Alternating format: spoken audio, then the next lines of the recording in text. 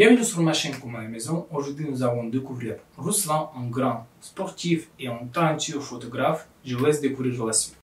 Salut Ruslan. Salut. Bonjour, je m'appelle Ruslan, je suis militaire, je suis ukrainien georgien.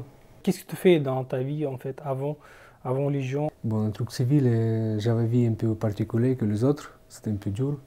Moi, j'ai grandi avec ma grand-mère et mon petit frère.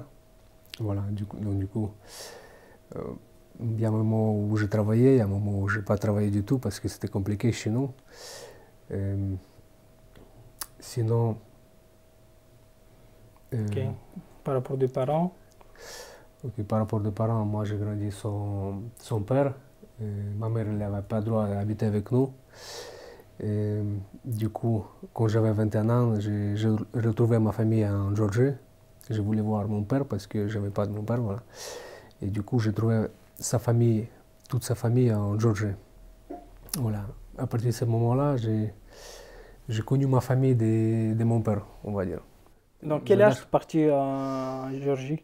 Je suis parti quand j'avais 21 ans. Donc du coup, on n'était pas vus avec les familles 21 ans, pendant 20 ans. Et comment tu trouvais les schémas jusqu'à Géorgie? En fait, moi, je savais quelle ville j'avais adresse parce que ma mère, avant, elle m'a donné les adresses. Et j'avais quelques photos avec mon père, avec toute sa famille, quoi, quand j'avais 1 an et demi. D'accord. Voilà, donc du coup, j'ai gagné un peu d'argent. J'ai pris l'avion, j'ai parti toute seule comme ça, en Batumi. J'ai arrivé dans un aéroport. Heureusement que les gens, la population géorgienne, ils parlent russe. Ouais. Donc du coup, je demandais, je cherche un homme ici. Il m'a aidé un peu parce que les familles, le nom des familles, c'est très populaire. Et on a parti voir cette adresse, on n'avait trouvé personne. Après, il a dit que je sais que dans un endroit qui peut être... Attends. Il y avait un homme là-bas, il a dit que il connaît mon père, du coup, mais il a dit qu'il est mort déjà. Et c'était 23 heures, on est arrivé dans un magasin où il y avait beaucoup de gens. Du coup, j'ai demandé à un mec, j'ai montré les photos quand j'étais moi petit avec mon père. Et je dis, est-ce que tu connais quelqu'un d'ici? Il m'a regardé, il a commencé à pleurer. Il a dit, Ruslan, c'est toi? Je dis, oui, c'est moi, mais là, il a appelé directement mon oncle avec ma grand-mère, il y avait des petits frères, il y avait toute la famille. Donc, du coup, ils sont venus, ils ont récupéré. Et jusqu'à 1 h du matin, on a parti voir toute la famille. Donc, du coup, presque à 2 h du matin, je me trouve dans une pièce où il y a 20 personnes. Toute ta famille? Toute ma famille, ouais. Moi j'étais toute seule. Tout le monde qui pleure. Du coup, moi je connais personne. Et tout le monde qui me montre ça parce que j'ai le même sourire que mon père. D'accord. Voilà. Donc, comme ça, j'ai retrouvé ma famille de Georgiens. Et depuis là, je garde liaison, quoi.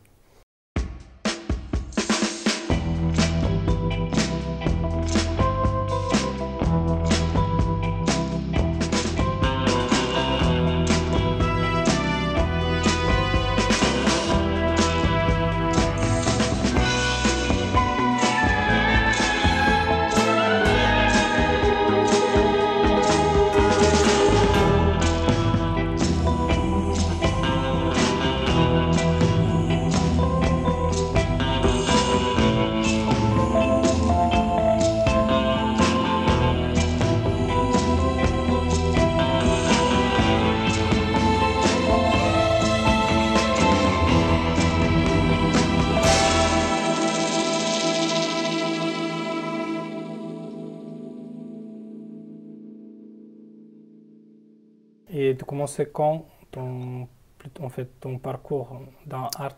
Dans art, ça j'ai commencé pas longtemps, en fait, avant de rentrer à l'armée. Moi j'avais 26 ans, j'ai essayé de faire quelques photos de mes amis, voilà. J'ai essayé de faire quelques shootings. Après, il n'y avait pas de moyen de faire des photos. Et du coup, il y avait mon ami qui était à la Légion.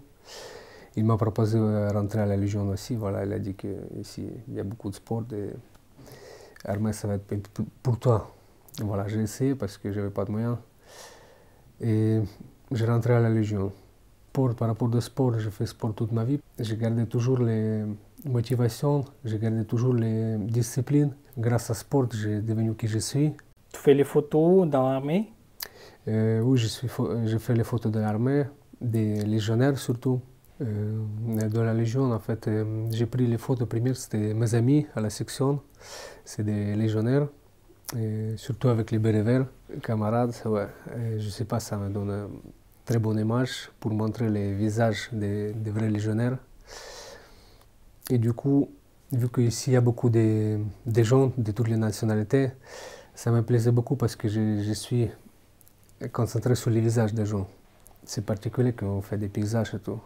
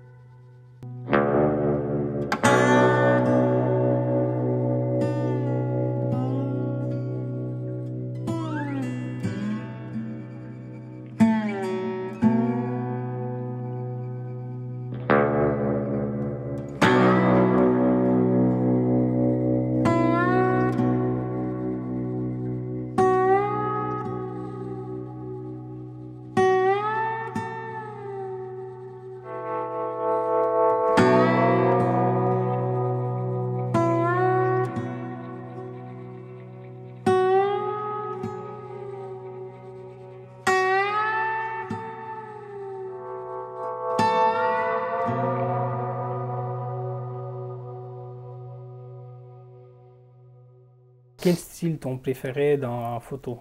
Ok, c'est les portraits. Ok, pourquoi les portraits? Parce que c'est... En fait, tous les visages des gens, c'est différent. Avec les yeux, que je vois dedans les yeux, les caractères, les émotions, tout ça. Moi, je travaille sur le Photoshop. Toujours Photoshop? Toujours Photoshop. J'ai essayé... Lightroom? Lightroom, ça ne me plaît pas. Ou, je sais pas. Tout le monde qui me conseille que c'est beaucoup mieux, mais je suis habitué avec Photoshop. Sinon, avec les vidéos, je travaille sur le Premiere Pro. Adobe Premiere Pro? Voilà, Premiere Pro et Photoshop, c'est tout. En plus, sur le Photoshop, je ne fais pas beaucoup de Photoshop. J'ajoute quelques lumières, je contraste. Et si c'est une femme, le visage d'une femme, j'enlève les quelques boutons.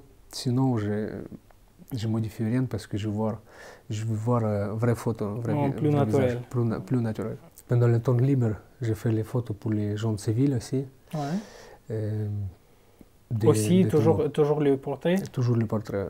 Du coup, j'aime bien les tatouages sur les visages parce qu'ils donnent les poids particuliers pour les visages. Je sais pas, ça me plaît beaucoup. Tu préfères dans un portrait, tu préfères noir et blanc ou en couleur? Moi, je préfère les couleurs. Pourquoi? Je préfère les photos en couleur parce que ça donne une vision naturelle, quoi. La plupart du temps, je suis à Paris, je marche sur les rues et si je vois un visage particulier pour moi, par exemple une fille, moi j'approche pour demander pour prendre les photos. Et chaque fois presque, quand je demande les photos, les gens sont peur de moi parce qu'en fait, je dis bonjour, est-ce que je peux prendre une photo, je suis photographe, etc. Et les femmes sont réagies comme ça parce qu'en fait, tout le monde attend mon accent étrangère, surtout la tête rasée, voilà, et comme ça les gens ont peur de moi, voilà. C'est ça le problème.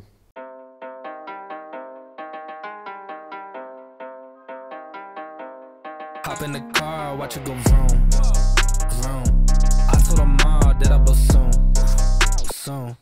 Knew as a child, back in the womb. Oh, told her step back, I need my broom, vroom. Hop in the car, watch it go vroom.